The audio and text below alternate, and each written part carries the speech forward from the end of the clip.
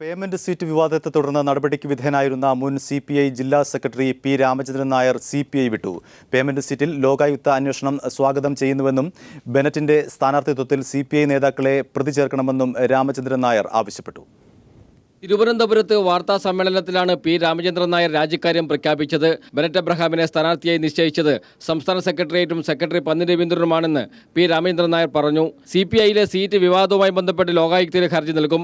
അന്വേഷണ commission report പ്രസിദ്ധീകരിക്കണമെന്നും P Ramachandran Nair ആവശ്യപ്പെട്ടു.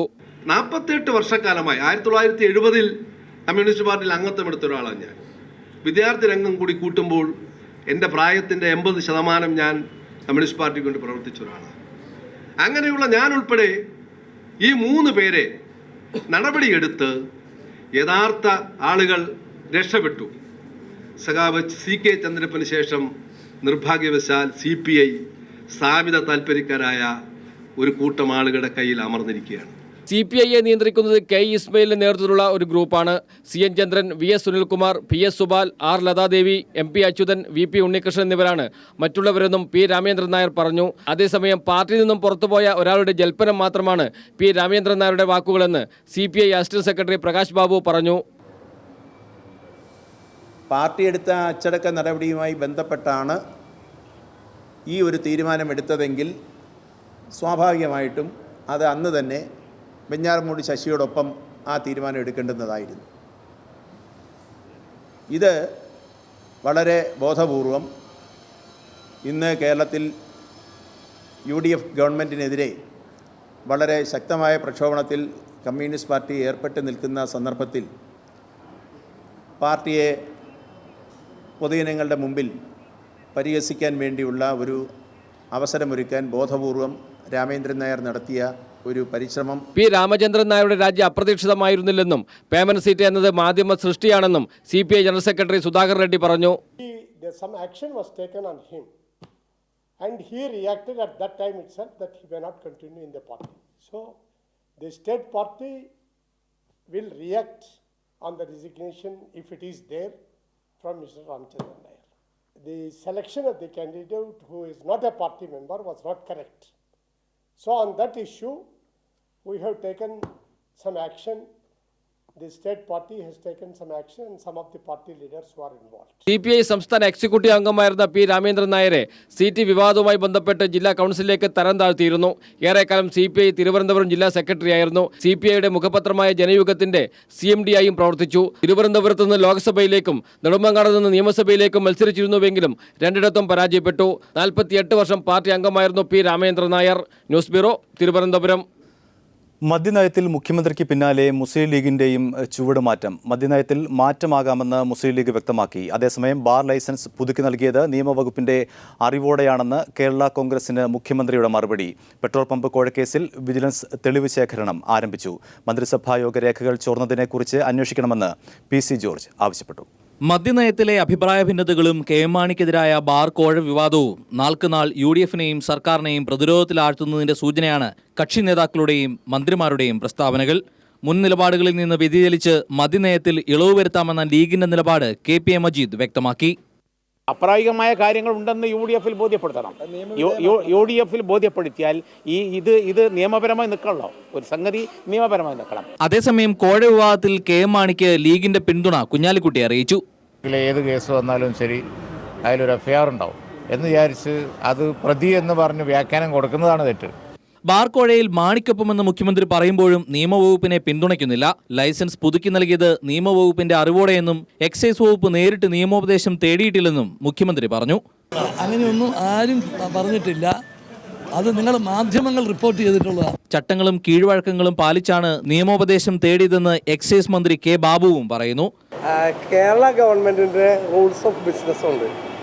ആ റൂൾസ് ഓഫ് ബിസിനസ് അനുസരിച്ച് പാലിക്കേണ്ടതായ എല്ലാ ചട്ടങ്ങളും കൃത്യമായി പാലിച്ചിട്ടുണ്ട്, കീഴ്വഴക്കങ്ങളും പാലിച്ചിട്ടുണ്ട്. ബാർ കോഴയിൽ KM മാണിയുടെ ഇടപെടൽ വ്യക്തമാക്കുന്നതാണ് ഇരുവരുടെയും പ്രസ്താവനകൾ.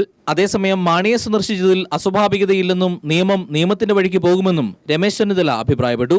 എന്നാൽ മന്ത്രിസഭാ രേഖകൾ ചോർന്നതിനെക്കുറിച്ച് വിജിലൻസ് അന്വേഷിക്കണമെന്ന് PC ജോർജ് ആവശ്യപ്പെട്ടു. ഏതെങ്കിലും മന്ത്രിയുടെ ഫയൽ പുറത്തുപോയിട്ടുണ്ടെങ്കിൽ അത് തൃപ്തികരമല്ലെന്നും PC ജോർജ് പറഞ്ഞു. News desk. People follow petrol pump കോഴയിൽ KM മാണിക്കെതിരായ അന്വേഷണം മുറുകുന്നു. വിജിലൻസ് തെളിവ് ശേഖരണം ആരംഭിച്ചു. പീപ്പിൾ വാർത്തയെ തുടർന്ന് LDF കൺവീനറാണ് അന്വേഷണം ആവശ്യപ്പെട്ടത്. 3 കോടി രൂപയുടെ ഇടപാടിനായിരുന്നു KM മാണി ശ്രമിച്ചത്. 3 ലക്ഷം രൂപ അഡ്വാൻസ് നൽകിയിരുന്നു. ഇക്കാര്യം പമ്പുടമകൾ പീപ്പിളിനോട് വെളിപ്പെടുത്തുകയായിരുന്നു. ബാർ കോഴ ആരോപണത്തിൽ മാണിയെ ഒന്നാം പ്രതിയാക്കി കേസെടുത്തത് ഇന്നലെയാണെങ്കിൽ ഇന്ന് രാവിലെ മാണിക്കെതിരായ മറ്റൊരു കേസിന്റെ അന്വേഷണത്തിലാണ് വിജിലൻസ്. പെട്രോൾ പമ്പ് കുംഭകോണത്തിൽ പീപ്പിൾ പുറത്തുവിട്ട വാർത്തയെ തുടർന്ന് LDF കൺവീനർ വൈക്കം വിശ്വൻ വിജിലൻസിന് കത്ത് നൽകിയിരുന്നു. വിജിലൻസ് DYSP അജിത്തിന്റെ നേതൃത്വത്തിൽ ഇന്ന് രാവിലെയോടുകൂടി പീപ്പിൾ പുറത്തുവിട്ട തെളിവുകൾ പരിശോധിക്കാൻ ആരംഭിച്ചിരിക്കുന്നു.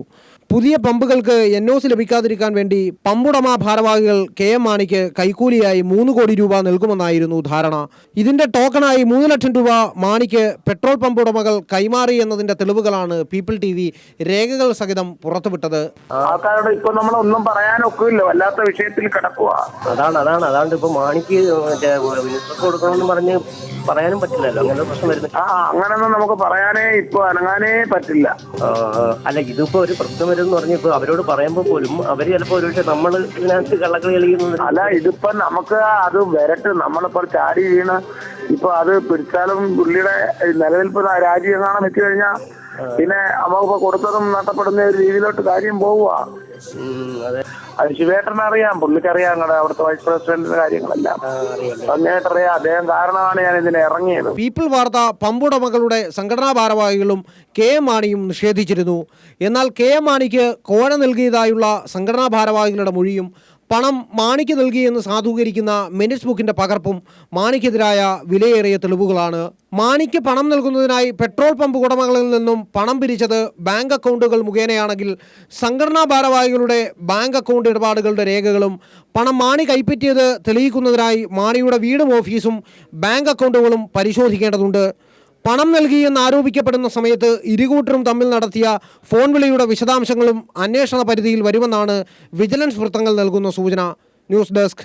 വാളകം കേസ് CBI അട്ടിമറിക്കുന്നുവെന്ന് ആരോപണം. തന്റെ കാറിടിച്ചാണ് അധ്യാപകൻ കൃഷ്ണകുമാറിന് പരിക്കേറ്റതെന്ന് സമ്മതിക്കണമെന്ന് CBI ആവശ്യപ്പെട്ടുവെന്ന് ജാക്സൺ വെളിപ്പെടുത്തി. കുറ്റം സമ്മതിക്കാൻ CBIയിലെ അന്വേഷണ ഉദ്യോഗസ്ഥൻ തന്നെ മർദ്ദിച്ചുവെന്നും ജാക്സൺ ആരോപിച്ചു. മുച്ചിറി മനോജുമായി ധാരണയിലെത്താനും CBI നിർബന്ധിച്ചതായി ജാക്സൺ പറഞ്ഞു. തന്നെയും തന്റെ കുടുംബത്തെയും CBI മാനസികമായി തകർക്കുകയാണെന്നും ജാക്സൺ വ്യക്തമാക്കി. എന്നാൽ ജാക്സൺ മുൻകൂർ ജാമ്യാപേക്ഷ സമർപ്പിച്ചതായും സൂചനയുണ്ട്. വാളകത്ത് അധ്യാപകൻ കൃഷ്ണകുമാറിന് പരിക്കേറ്റത് വാഹനം ഇടിച്ചാണെന്ന കേരള പോലീസിന്റെ കണ്ടെത്തലിനപ്പുറം ഒന്നുമില്ലെന്ന അവസ്ഥയിലെത്തിക്കാൻ ഒടുവിൽ കേസിലെ പ്രധാന സാക്ഷി ജാക്സനെ CBI നിരന്തരം പീഡിപ്പിച്ചതായി പരാതി.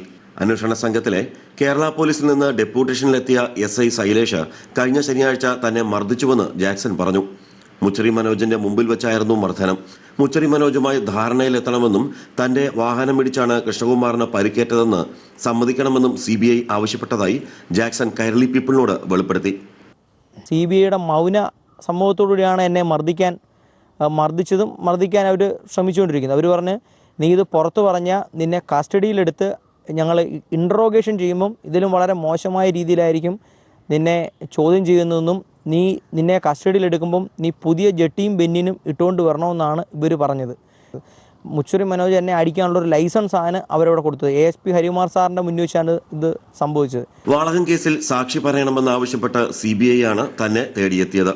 മുച്ചറി മനോജ് അധ്യാപകൻ കൃഷ്ണകുമാറിനെ കാറിൽ നിന്ന് തള്ളിയിടുന്നത് താൻ കണ്ടുവെന്ന തന്റെ സാക്ഷിമൊഴിയിൽ ഉറച്ചു നിൽക്കുന്നുവെന്നും ജാക്സൺ ആവർത്തിച്ചു വ്യക്തമാക്കി. തന്നെയും തന്റെ കുടുംബത്തെയും മാനസികമായി CBI തകർക്കുന്നു. സത്യം വെളിപ്പെടുത്തിയതിന്റെ പേരിൽ താൻ ഒറ്റപ്പെട്ടുവെന്നും ജാക്സൺ പറഞ്ഞു. അതേസമയം നുണപരിശോധനാ ഫലം ഉൾപ്പെടെയുള്ള സാങ്കേതിക പരിശോധനയിൽ ജാക്സന്റെ സാക്ഷിമൊഴി കളവാണെന്ന നിഗമനത്തിലാണ് CBI. ഈ കണ്ടെത്തലിന്റെ അടിസ്ഥാനത്തിലാണ് വാളകം സംഭവം അപകടമാണെന്ന് വരുത്തി തീർത്ത് അന്വേഷണം അവസാനിപ്പിക്കാൻ CBIയുടെ നീക്കം. രാജ്കുമാർ, കൊല്ലം. ചലച്ചിത്രമേളയുടെ 2ാം ദിനം പ്രതിഷേധങ്ങൾക്കും കുറെ നല്ല സിനിമകൾക്കുമാണ് വേദിയായത്. 49 ചിത്രങ്ങളാണ് 2ാം ദിനം പ്രേക്ഷകർക്ക് മുന്നിലെത്തിയത്. ലോക സിനിമാ വിഭാഗത്തിൽ 28 സിനിമകൾ പ്രദർശിപ്പിച്ചു.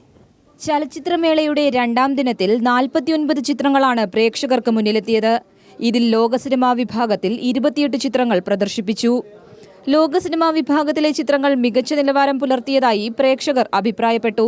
കോമ്പറ്റീഷൻ വിഭാഗത്തിൽ ഒരു നല്ല നിലവാരം പുലർത്തുന്ന സിനിമയായിരുന്നു. നല്ല ഫിലിമാണ്. Very good movie. Selecting good movies. Starting with a nice movie anyway. Iranian ചിത്രങ്ങളായ what's the time in your world, Melbourne, ദക്ഷിണ കൊറിയൻ ചിത്രങ്ങളായ റിവൈവ് റേ, ഹാങ്കോങ് ജു തുടങ്ങിയ ചിത്രങ്ങളാണ് കൂടുതൽ പ്രേക്ഷക ശ്രദ്ധ നേടിയത്. തിയേറ്ററുകളിൽ സീറ്റുകൾ നിറയുന്ന സാഹചര്യത്തിൽ മറ്റു പ്രേക്ഷകരെ കൂടി കടത്തിവിടാത്തത് മിക്ക തിയേറ്ററുകളിലും പ്രതിഷേധത്തിനിടയാക്കി. മലയാളം സിനിമ ഇന്ന് വിഭാഗത്തിൽ പ്രദർശിപ്പിച്ച സനൽകുമാറിന്റെ ഒരാൾ പൊക്കവും മികച്ച പ്രേക്ഷക ശ്രദ്ധ നേടി. News bureau, Thiruvananthapuram. സന്നിധാനത്ത് സന്നദ്ധ സംഘടനകൾ നടത്തിവന്ന അന്നദാനത്തിന് അമിത ഫീസ് ഈടാക്കാനുള്ള ദേവസ്വം ബോർഡിന്റെ തീരുമാനം ഹൈക്കോടതി തടഞ്ഞ സാഹചര്യത്തിൽ ഉത്തരവ് പരിശോധിച്ച് ഉചിതമായ തീരുമാനം കൈക്കൊള്ളുമെന്ന് ദേവസ്വം അധികൃതർ അറിയിച്ചു. അന്നദാനത്തിന്റെ മറവിൽ സംഘടനകൾ വ്യാപകമായി പണപ്പിരിവ് നടത്തുന്നുവെന്ന് അധികൃതർ ആരോപിക്കുമ്പോൾ സന്നിധാനത്തെ ഹോട്ടൽ ലോബിയെ സഹായിക്കാനുള്ള ഗൂഢാലോചനയെന്നാണ് അന്നദാതാക്കളുടെ ആരോപണം.